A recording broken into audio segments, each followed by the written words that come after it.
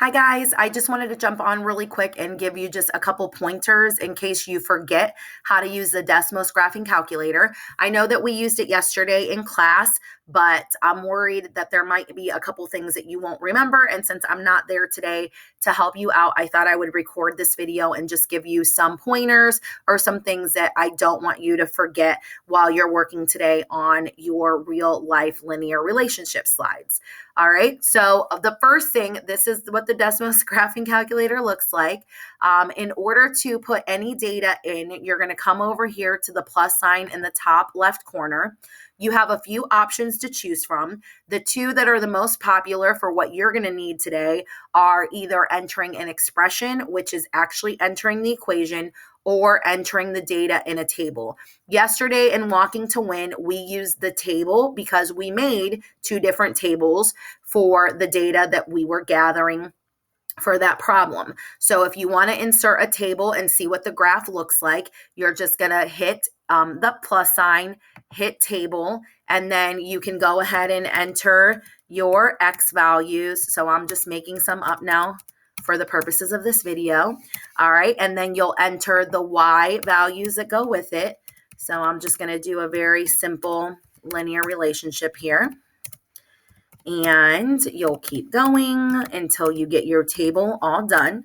Remember, if you want to change the color of your points, you're going to hold down this button right here where the color dots are, and you can change the color of your dots. And if you want them to be connected, you can insert, just hit the line button, and then it'll connect the lines for you, or the points for you, sorry.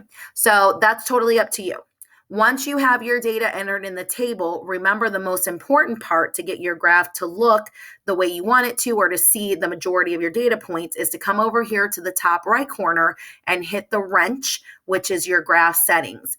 This is where you're going to set your scale for your X and Y axis. So for this particular graph, I'm going to go from 0 to 10, and I'm going to count by ones. I'm just going to make up a label. So let's just say number of t-shirts. That's going to go on my x-axis. It's my independent variable. For my y-axis, I'm going to go from 0 to 100 because that last value point should be 100 over here. All right. And then I'm going to count by tens, and I'm just going to add a label. We'll put cost in dollars on our y-axis. And once you have your wrench set up, you should see your graph. Remember, at this point, if you want to zoom out just so that you can see a little bit more of your graph or see your axes a little bit better, do not scroll on your mouse because that'll mess up all your settings. You just want to hit right here the zoom out button once, and there you can see I have a good picture of my graph that I can insert into my slides to show the data that we are graphing. So that's similar to what we did yesterday in class. Today, you might have to do the same on your slides. So that's in there if you need it. The other option that you have when you are working with Desmos, instead of entering a table, you can actually enter the equation. So on some of the slides today, they're going to ask you to write an equation for the different situations. So go ahead and write the equation. And then if you want, when you want to graph it, instead of entering a table, you're going to come up here to the plus, and you're going to hit f of x expression. F of x is just a way that we label functions, and we're going to talk about that later in the year, but this is where we can enter our equations or expressions. So if you hit that button, then you can actually type your equation right in your Desmos. So my first equation here is y equals 1x plus 49. My second equation here is y equals 4.5x. You can see I have two different colors. And again, if I want to change that, I can I don't know how to change it actually. So just go with whatever colors they give you.